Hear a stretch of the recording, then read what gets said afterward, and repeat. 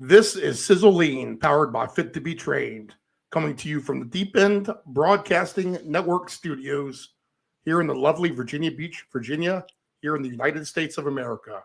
You can find this program on deependbroadcasting.com and subscribe to this network's YouTube channel, Deep End Broadcasting.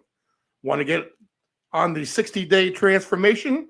Oh, Contact Sizzle on any of her social media platforms. Search Fit to Be Trained.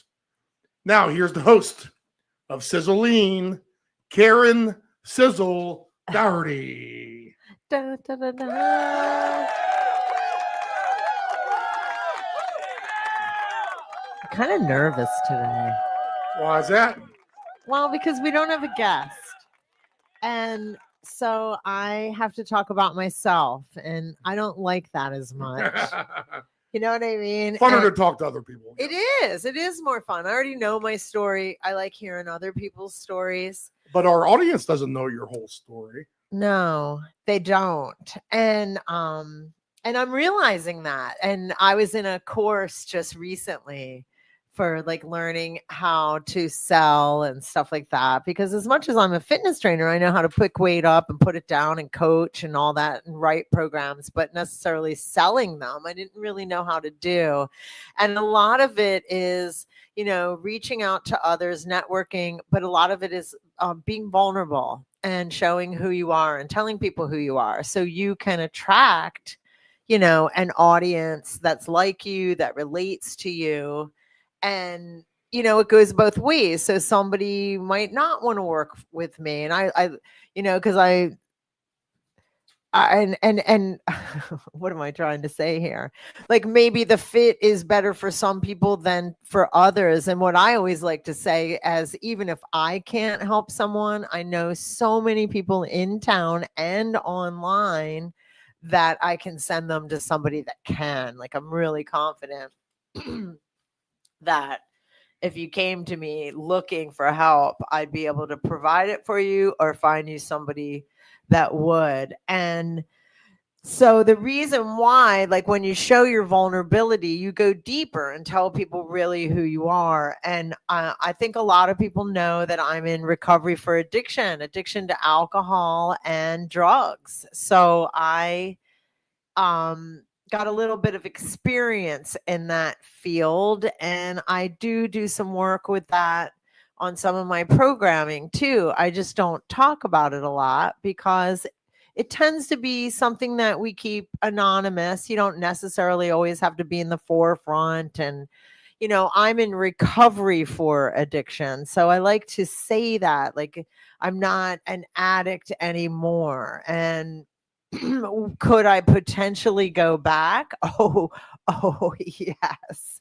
Like I say that laughing. So that's why we always say as a group in my world, we're in recovery. We're recovering. I'd like to say I'm in recovery, like it's past tense. It's in my past. And I quite frankly don't like talking about it all the time because I don't want to associate myself to those old behaviors, but I never want to forget where I came from. And I want people to know that if they're struggling, they can trust me. If they're struggling with anything. So I'm going to show my vulnerability for a hot second. And I might joke around during this stuff. So don't take offense. I get nervous sometimes. And sometimes laughter is the best medicine for something that you feel uncomfortable about. And talking about myself is one of them. But like a lot of these questions, I like to ask other, you know, we have athletes on here. We have all kinds of guests and professionals in nutrition and wellness. And I love our guests. Like we've been knocking it out of the park when it comes to having people. And I have more coming. Like, don't give up, audience.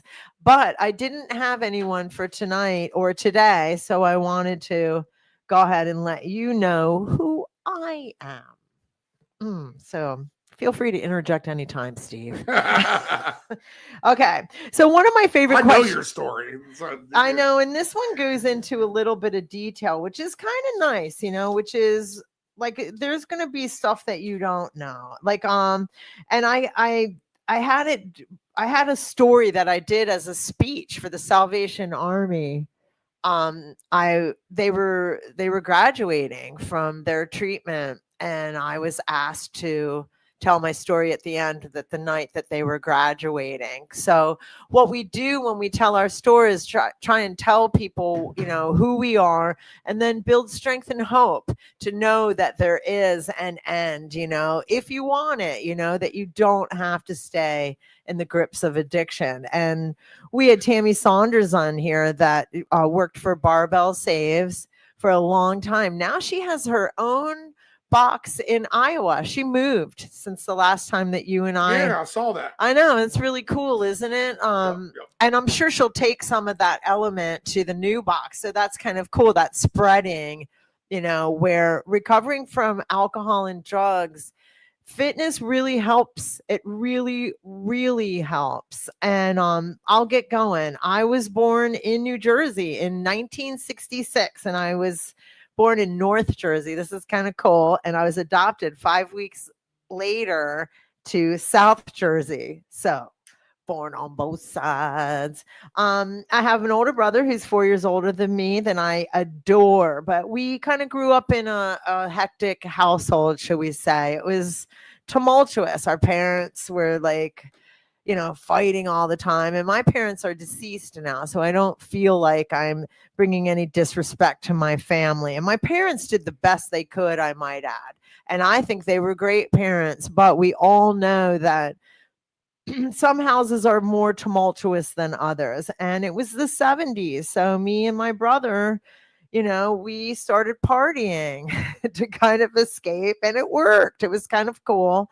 I do need to mention that later my mother was diagnosed with mental illness. So we did grow up in a household where, because back then, again, I was born in 66, in the 70s when we were growing up.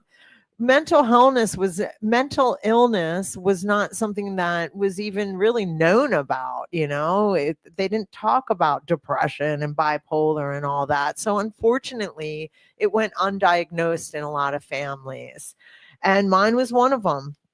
But we got to party. It was the 70s. So I took my first drink when I was 12, and I immediately loved it. It was I just loved it.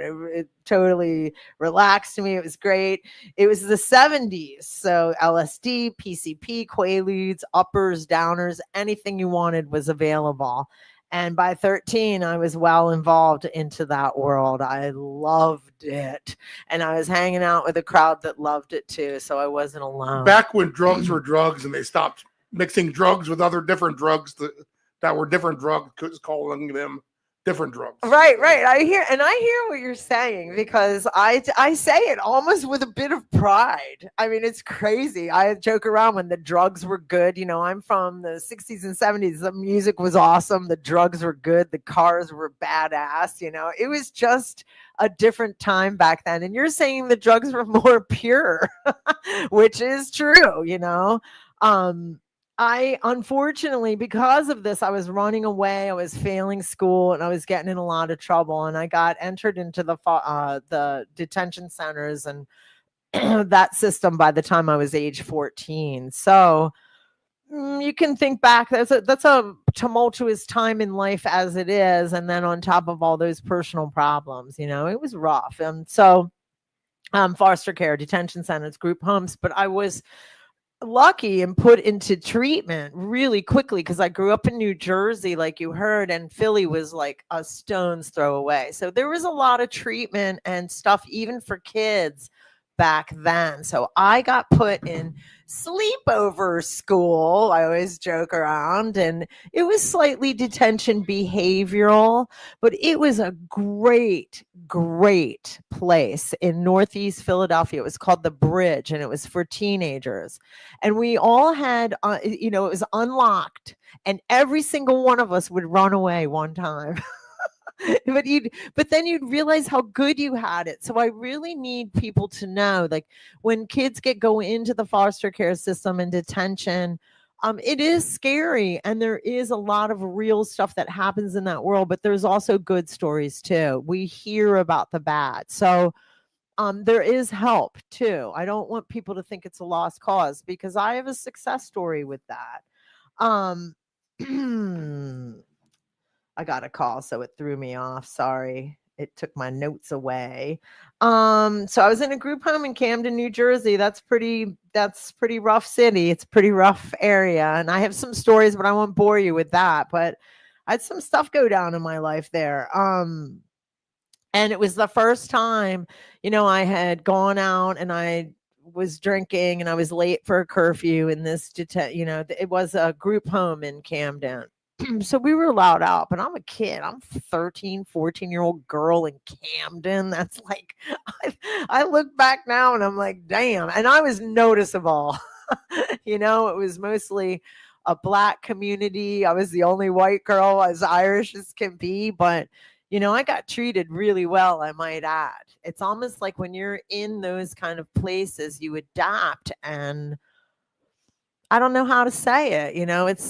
I almost feel lucky that I'm from those realms, because I'm comfortable now, like around areas that other people might feel uncomfortable with because they've never been around it.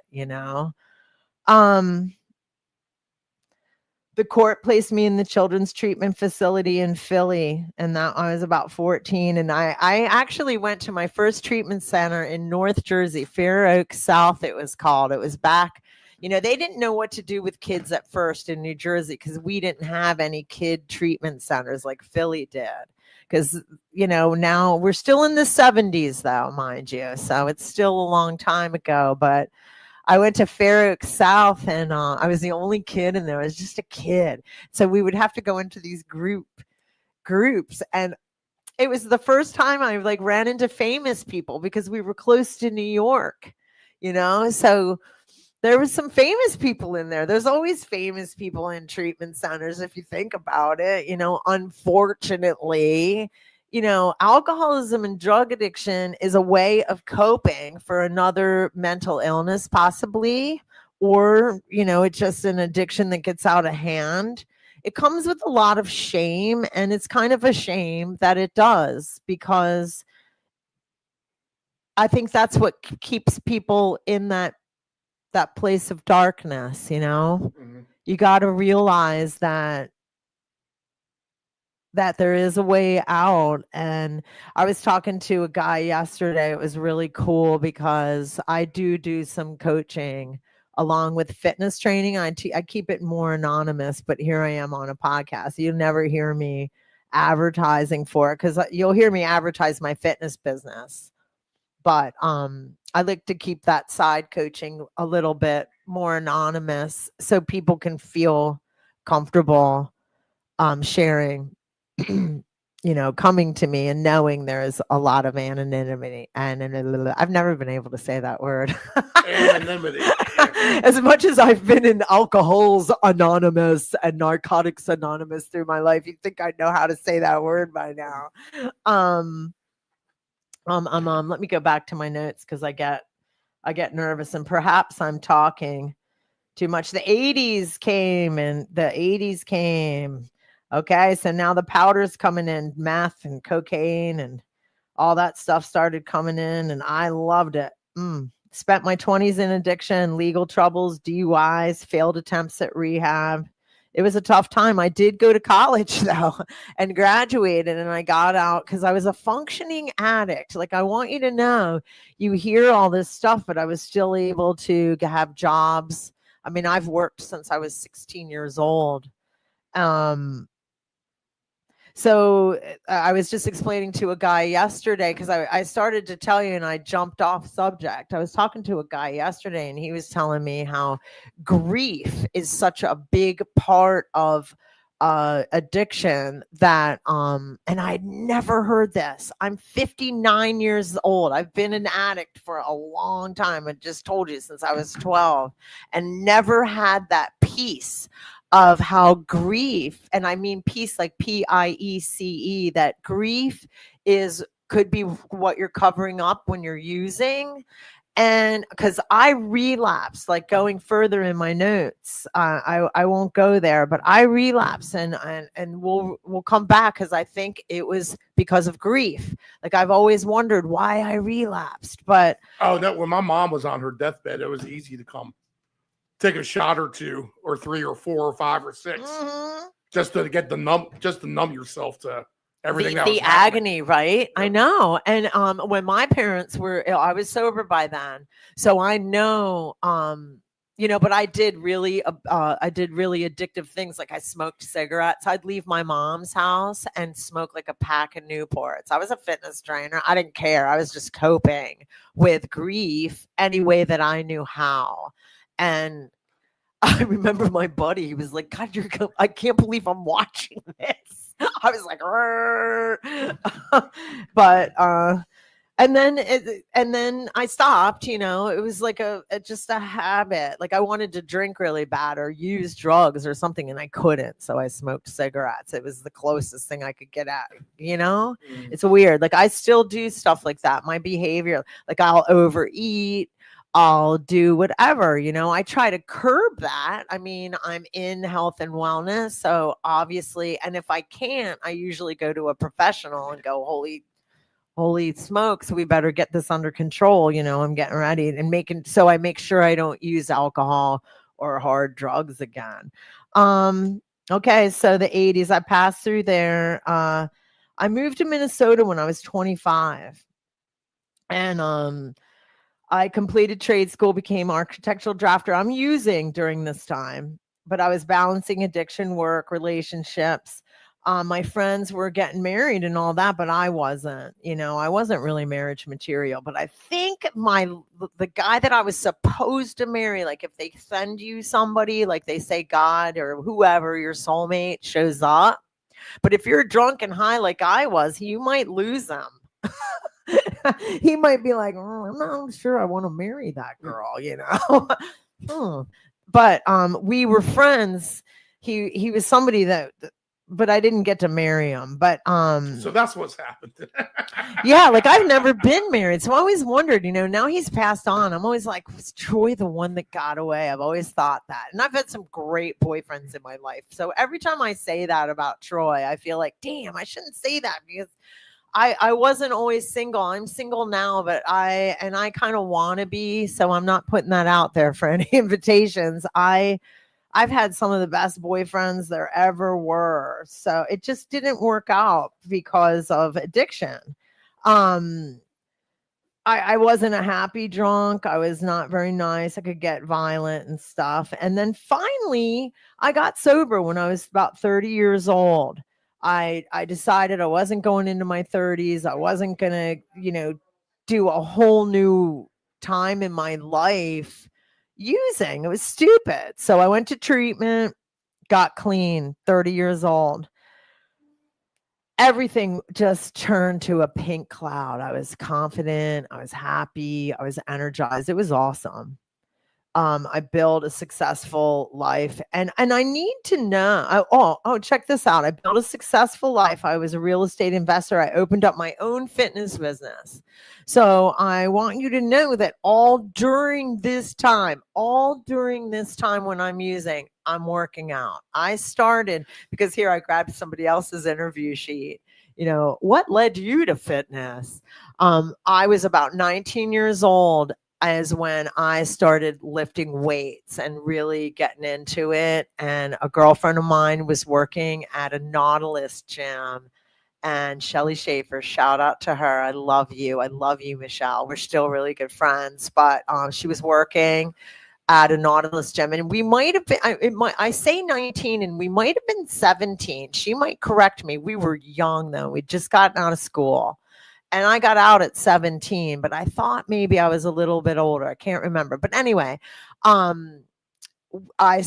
she came out of she had been working out on these Nautilus machines, and she looked amazing. And both of us were already athletic through our lives. Like I was field hockey and all that. She was cheerleading, blah, blah, blah, blah, blah.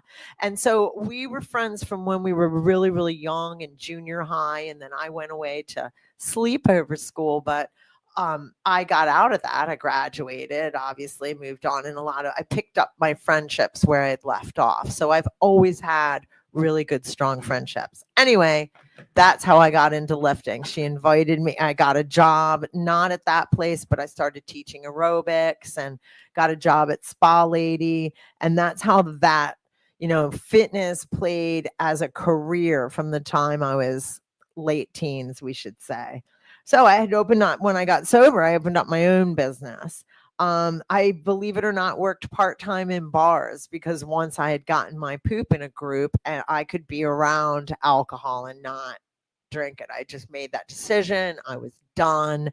And I bought a Harley and I volunteered. I did a lot of volunteer work. I volunteered in detention centers. The Big Sister program was something that was very popular back then. And I think it's still around, but I would go into detention centers and talk to kids. And because, a lot of the boys get into selling and that kind of thing. And that's like learning, that's economics. Basically, I went to economics in college and I wanted these kids to know that there was hope because in the Minneapolis area and boys and girls, the girls were sadly, I was big sistering. Some of them were hooking that young. I mean, it was unbelievable. The children that were, so I wanted to open up a group home for a safe space in Minneapolis. And that started, it didn't work out, but I had started that. I was doing a lot of work in Meals on Wheels for AIDS patients because I had always felt like, because AIDS was big back then, a lot of people were getting sick. It was a big deal. And so I did volunteer with them because I always felt like, thank God I never got that. Like, even if I wasn't promiscuous, I was with men that were promiscuous. We were all into drugs and alcohol and woo. Sounds like a good time, but it wasn't. But as I was, in my sobriety, life looked great. Life was really, really, really great. And I was sober for 7 years. And even though life looked great from the outside, I still to this day look back and wonder what happened. But it says here, right here, this is from a speech that I had done a couple years back. I had major setbacks. I had a tumultuous relationship and a miscarriage. My group home plan had gotten denied, and I totaled my car before a dinner party that day. So it was like a lot of things were going on, big things, I might say, tumultuous relationship and a miscarriage. So my hormones, I still to this day think. And then my roof started leaking on my head. I was getting ready for the party. And that night, after all the guests left, I had a really big fancy dinner party. And after all the guests left, I drank. So my relapse back into descent. So after 7 years, I start drinking again and quickly got back into drugs, got pregnant, kept trying to go to treatment. I kept trying. I kept relapsing. It was terrible. The only when I was pregnant was the only time I could hold it together. Wow. I look at this stuff because I put it out of my head. I dated a drug dealer. Now you're on such a good roll here with all this info. I was. And then I relocated. I relocated here. So you guys got me. And and I'm glad that we can laugh, because it I need people to know there is a way out of this shit. But excuse my mouth, but it can get dark, it does. It gets dark. And I want to skim over this because of time. I could talk to you all day about this stuff, and I don't mind talking about it. I really don't. I just keep a certain amount of anonymity for a reason, because it is personal and not everybody wants to hear about it. The people that are struggling do, but not others. I mean, unless they do, right? I dated a drug dealer, lots of violence and toxicity. So meanwhile, remember, I had gotten pregnant. Well, the baby's born now. So, raising a kid in that environment is not good. He was just a baby, but whenever that's kind of environment or negativity is around, even if the baby can't talk, I feel like they can sense it. It's not good. It's just not good, right? Mm. So, meanwhile, I'm always trying to get sober, but I am not succeeding. I relocated here. So, I moved here in 2007.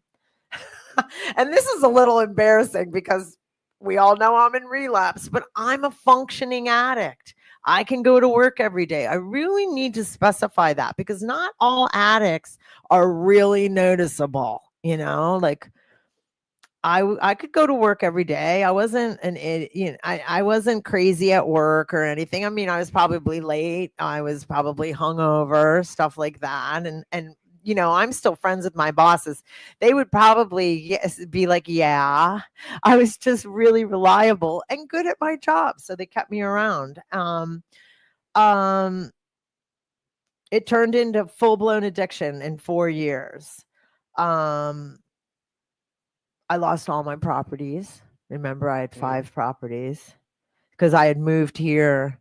And when I moved here, I was in addiction. So I'm not making good decisions. It's 2008, the crash. Can you imagine having all those now? Yeah, that was a crash. I know was the plan. That was the plan. Imagine I'd be selling them for, and we crashed in 2008. The real estate market did, but and I could say in public so I wouldn't lose face, not faith, face. That's what happened to me because it happened to a lot of investors. They lost their stuff, but I didn't have bad loans. What made me lose it was that I relapsed and I was making bad decisions, and it was all like that. If I be really honest, and I know that, and I know that for a fact. I lost all properties but one, and by now my son is 6, and he's witnessed too much. I needed to change, so I got clean finally again. So I was out there for 7 years. Moved to Virginia Beach. Got clean 2011. Went to an AA meeting. By then I'd been to treatment so many times. I just knew what I had to do, and that was quit. So September 8th, 2011 is my sober date. I put my son on the school bus and went. Do you still go to AA meetings? Great question. I do when somebody comes to me and they need assistance, in getting clean. They come to me and they're like, I think I got a problem. So you'll go with them to the class? Absolutely. And I'll go with them. I've done that before, actually. I'll go with them as long as they need me to go. And I introduce them to people. I know a lot of people around town that are in it, and I know people in the program. And so, yes, I do go. I do virtual stuff. There's other things now in 2025. AA and NA is not your only road. And for those of you out there listening, if you've never been to one and you think you have things going bad now, like, I was complaining about a few things on the way over here to you, Karen, when we came to the studio. But it's very eye-opening, the problems you'll hear of other people. It kind of puts things into perspective for yourself. Okay, maybe I'm not that bad after all. Right. And addiction is an ugly space. So somebody that's really can look good on the outside, especially because we talked about functioning addicts. And I joked around. I mean, I worked at Norfolk Yacht and Country Club, right? And I did really well there. I was successful but I know that my bosses knew I had a problem.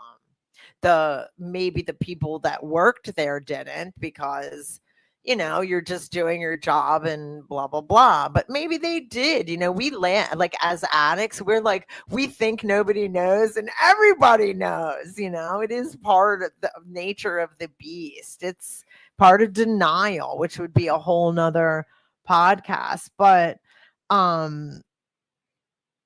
first time getting clean. Okay, the first time getting clean, remember I called it even a pink cloud. It was great. Everything was blissful. Everything was great. I was 30 years old, blah, blah, blah, blah, blah. I built my empire. And you'll hear all old timers in AA and NA tell you, don't go back out, because getting back in is really hard. And it was. But I want people to know that, I mean, I was trying to get help. Just keep trying to get help. Even if you don't succeed, don't give up. Keep trying, keep trying, keep trying. It took me 7 years the second time. Oh my God, it took me 7 years. And my first sobriety was no pink clouds. It was so hard to stay clean. I had a little boy at that time. We would walk in the 7-Eleven and I would stare at the drinks, at the alcohol in the back. And my son would say to me, Mama, don't, you're just going to have to start over. And I was like, son, I won't. And every time I would get a chip in that first year, I'd give it to my kid, because I don't know if I would have been able to do it if I hadn't had a kid. It was so hard to get clean the second time. It sucked. Excuse my mouth. I moved here to Virginia Beach because I had this kid. I had no money. I'd lost everything. I was in this tumultuous relationship that I had to get out of.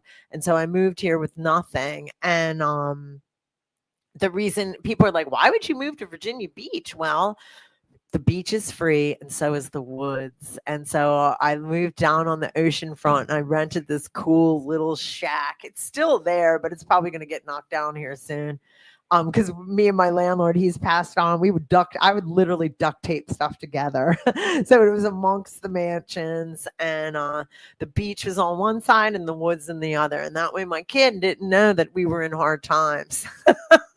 And the dude that rented to me was so cool, and he never raised the rent. He understood my situation, but I was clean. I stayed clean, and it was hard, but I stayed clean. And I went to meetings a lot. So in that first year, I highly recommend that you use AA, NA, and now there's so many programs that if you don't like AA and NA, you don't have to not have support. Get in contact with me. I can tell you a list of them. I can't even repeat them off the top of my head, because I did take a sober or recovery coaching. I wanted to get a certificate in that so I could help others and show some accolades in the recovery realm. And so I have a list of places and other things besides AA and NA I can help people with and guide to, if that's not their gig. If you're atheist, because NA and AA is there's a lot of spirituality in it. And sometimes if people are atheists, they don't really like that. They feel uncomfortable. So there's other ways. What's that saying? There's more ways than one to skin a cat, or whatever. Yeah. So there's so many ways to get sober now. Too, like the conspiracist in me will also come out and say this. I don't think alcohol is the same as it was like 20 years ago. Why do you say that? I feel like it's different. I feel like there's something else in there really that makes it worse, like hangover wise, maybe brings you down. I don't know, kind of the conspiracist in me. But, and I know, I get it. The hangovers get worse the older that you get, they say. But the hangovers are nothing like they used to be back in the day. That's interesting. It's completely different. Back in the day, you'd be giddy, have a little bit of a headache, but you're still fine. You still function. It seems like nowadays, I mean, it levels you, and it's just not me. It's anyone I talk to. If you go out and have a hard day of boozing, watching sports, or whatever the heck you're doing. Well, everything's stronger. Playing on the boat, Like, think about 4th of July. Everything's so much stronger now. Like, weed is like, oh my gosh. Yeah. You can smell that's it. True. That's very true. I mean, everything is stronger. So I wouldn't be surprised, because I haven't drank in 13 years. So I don't know. I do know this.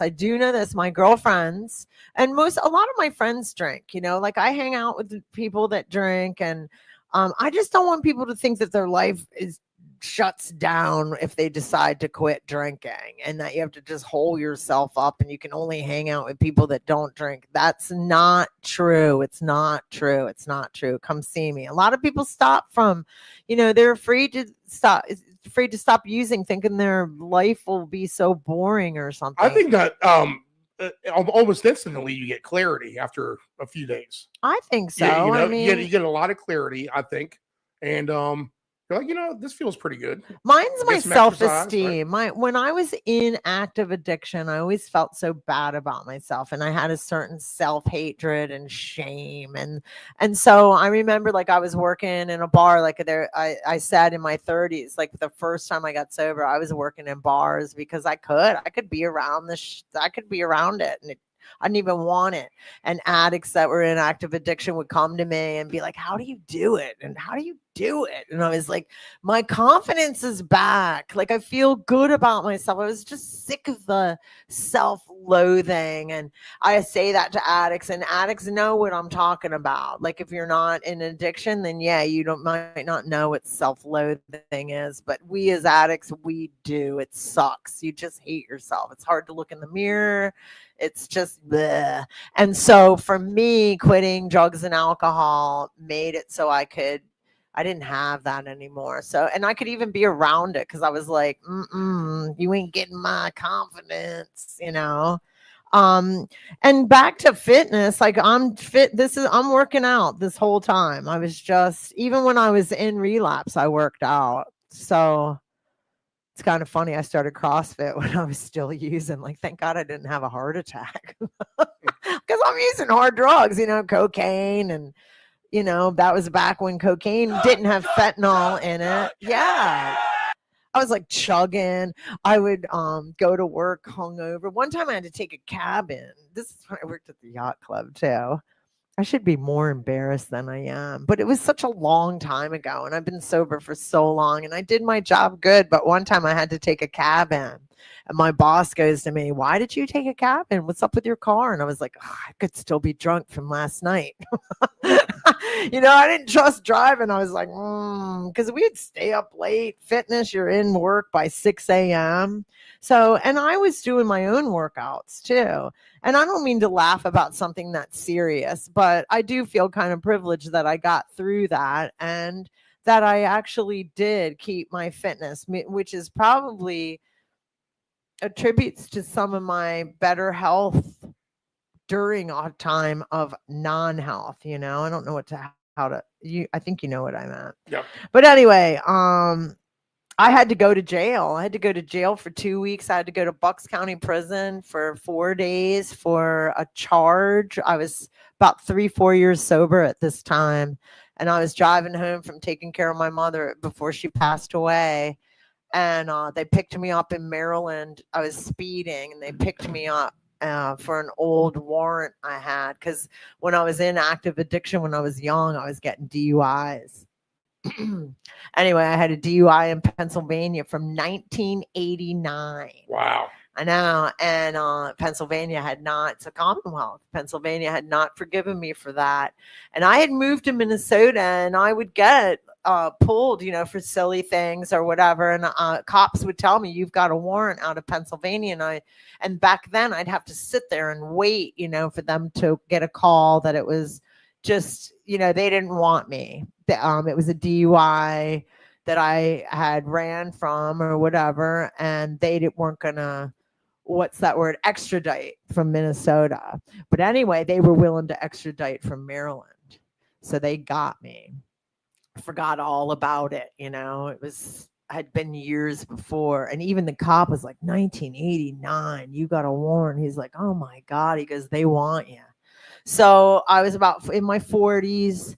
I had my son in the car. We were coming back from taking care of my mom. Like I said, I had a friend come and get him. Thank God. And oddly enough, my friend had a problem too with alcohol and drugs. And thank God he was sober that day. Like, God is good, So he came and got my son, and it was just God willing.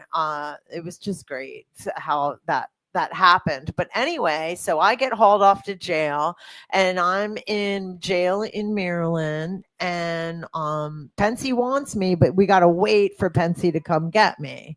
So that was experience. Like, I got to help other addicts, like young girls, because we all know jail is a young girl's sport. And And then I met this one girl that was my age that um, we connected after outside of that time. But anyway, it was a great experience. I got to help others because, like I said, I'd been clean for 4 years at that time, the second time. So addicts trust me. They know they can talk to me. They know there's no judgment. Inmates and whoever. I've been there. So they finally came and got me from Pensy, and I went to Bucks County Prison, went in front of the judge, and she sentenced me. And I was like, holy God. She sentenced me for not, and I kept, anyway, to make a long story short, the attorney was talking to me, and he said, you're going to have to come back. I forget how she just didn't let me go. She didn't sentence me that day, but I was coming back for sentencing. Like I wasn't getting off, and we were all shocked. We couldn't believe it. And so anyway, the attorney's whispering to me, and I said, "I'm okay, sir. I've been clean now for 3 years. I can handle this. I'll get whatever she needs and come back." Or I can get the pay. I can't remember if they were holding me. I just remember pooping my pants. Anyway, she overheard me say that. And I failed to mention that when I was in Bucks County Prison, I was in there with all these young girls. They looked like prom queens, and they had tracks up and down their arms for shooting dope out of Kensington. And you hear about Philly and how hardcore Philly is with drugs, and it's true. And addiction doesn't care where you're from, and so I was in front of this judge, and they called her the Dragon Lady because she locked everyone up. And she overheard me say to this attorney who was a public defender, wasn't an attorney that I had or anything, and she heard me say, I've been sober for 3 years. I'll be able to handle this. I'll get paperwork or anything she needs. She overheard me, and she turns around and she goes, Miss Doherty, because that's how they say my name. What did you say? And I said, I've been sober for 3 years. God, I could cry. This was hardcore. I've been sober for 3 years, ma'am. I can handle whatever you need and get you any kind of paperwork that you need. And she goes to me, tell me a nice story. I never get to hear nice stories anymore. And she was a judge that they called the Dragon Lady, remember, because she locked everyone up because she saw these girls looked like prom queens. I said, ma'am, I know what you're dealing with inside your prison. And she goes, did you see them? And I said, yes, I see them. She goes, I lock them all up to protect them so their parents can sleep at night. And I got to tell her that I had been clean for 4 years for the second time, and actually that most of my life I had been clean. I had had a small relapse stint, that my son was thriving, and that I had a business. And because she, like I said, she wanted to hear that story. She said, tell me a good story. She knocked her gavel down and she said, you'll be out of here by Easter. Easter was coming. So she released me. Because like I said, they were holding me till my next case. I think that's what was going to happen, because she said, you're going to be home by Easter. And I didn't think I was going to be. So there that is. So I have experienced that in sobriety. So like I said, my story in sobriety the second time was not pink clouds. It wasn't opening business, working in a bar, having a good time, investing in properties. It's been a struggle, one after the other. Then my parents got sick and I had to deal with big girl problems, and that's how it is, and I'm so grateful I was clean during that time, because I could handle things. Like I was my mother's executor, so I had to handle all the finances for the family, and so all that kind of stuff. I'm so grateful I was clean and sober for that, because I would have it would have been so much harder. I'm not saying that I wouldn't have been able to do it, but life is so freaking hard when you're in active addiction, because it's like a third job. Like you've got to keep it going, keep your keep your other life like work, or for me, being mother is a job, family, running the household, and keep your addiction alive. I mean, it's such a pain in the tail end. I don't miss it one freaking bit.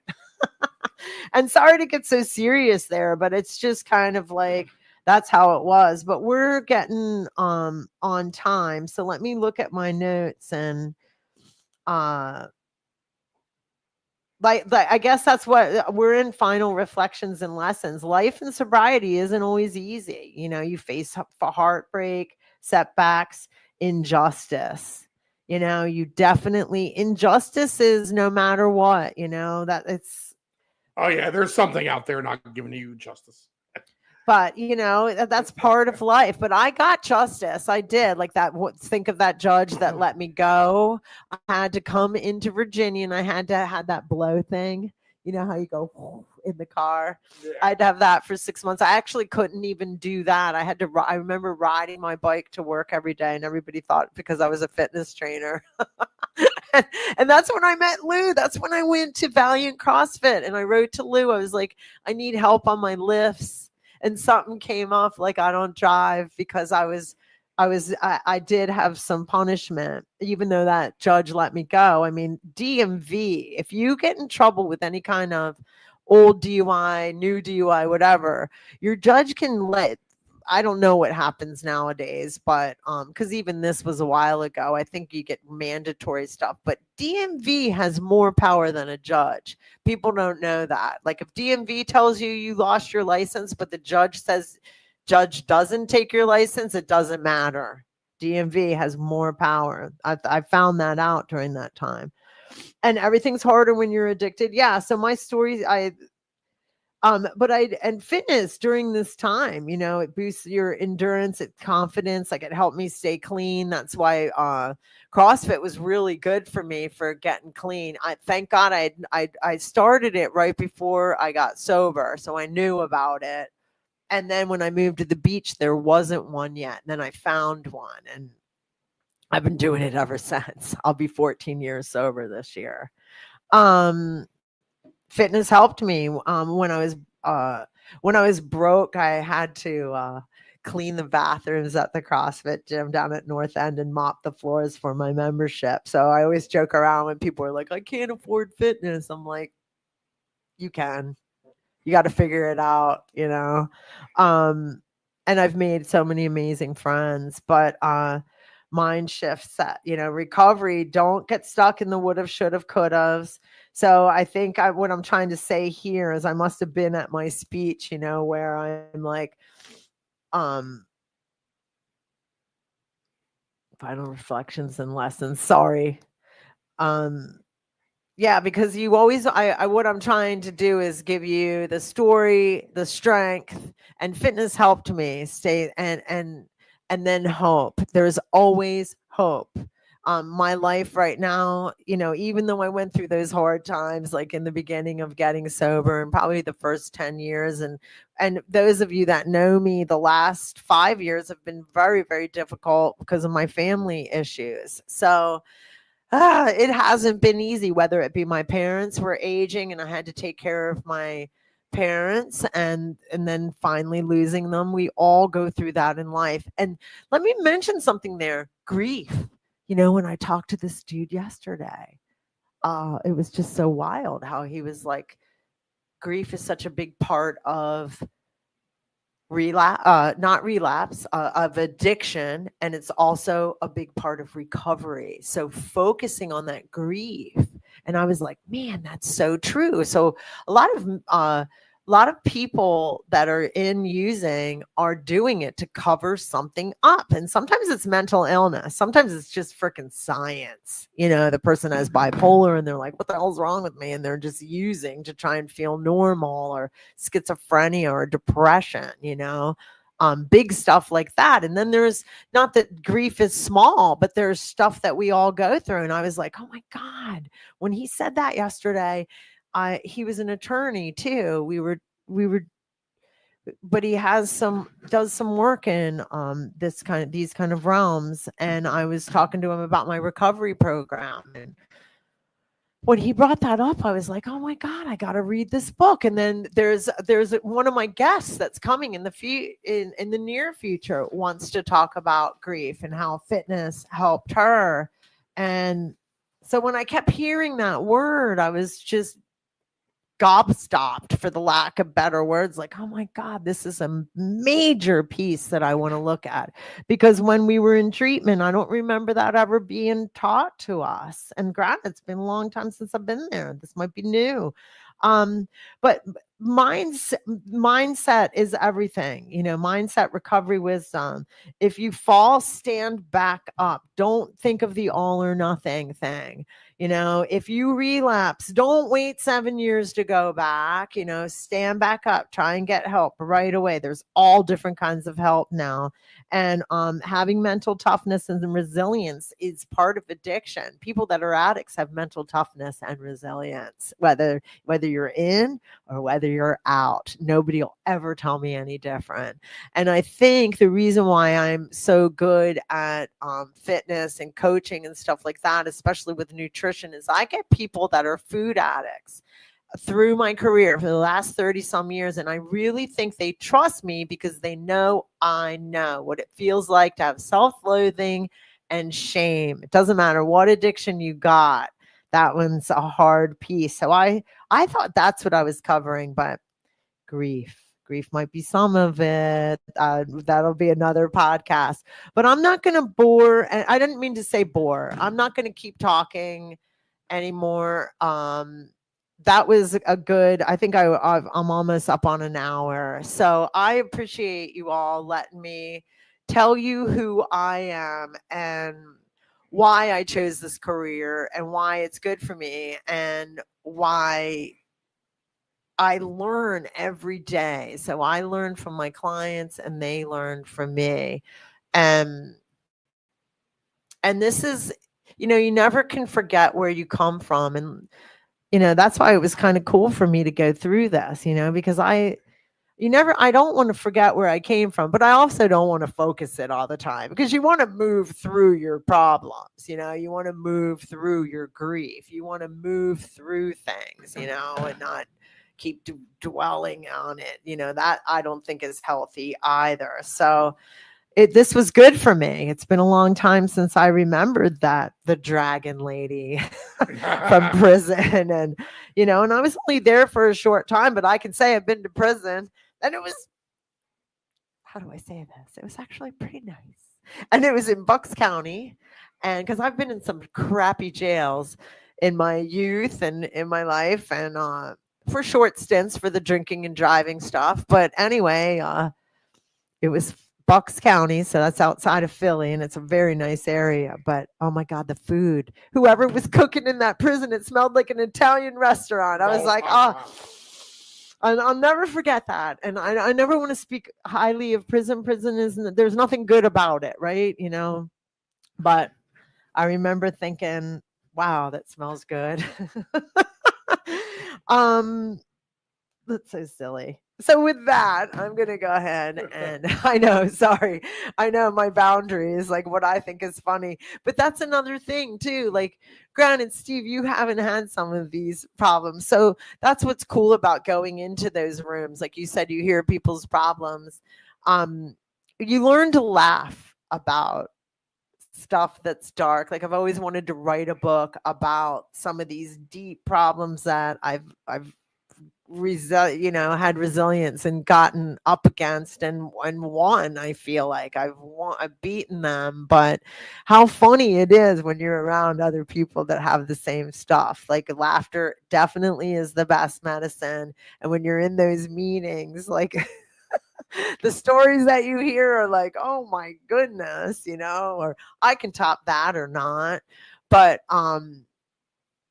there is a strength and hope after, so I really want people to focus on that. And if you're struggling, I want you to reach out to me any way you can. And like Fit to Be Trained is all over the internet. You can always private message me. And thank you for letting me take this time and your time to be vulnerable.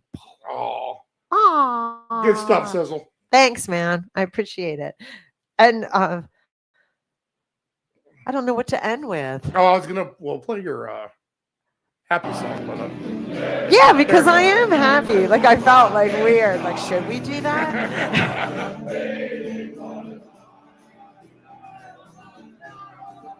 Oh, what a night. good stuff. If you tuned in late, you can go to the beginning and get the replay as soon as this program ends. Oh, really? What are you posting it right away? Yep. Damn. So I have no idea. We were live. This is your first live for Oh, are you serious? Yeah. I didn't tell you that part to make you nervous. Well, I'm glad because I might have told you to pull it. Like now I have no choice. No. That's cool. I'm so glad you did it. We had to keep up with the 12:30 start time on Wednesdays. Fair enough. Was I live the whole time? Yep. Damn. Okay, cool. All right, Thanks, back to man. the guest next week. Yes, we do. We have guests next week. Thank God. Have a good week, everybody. All right, bye.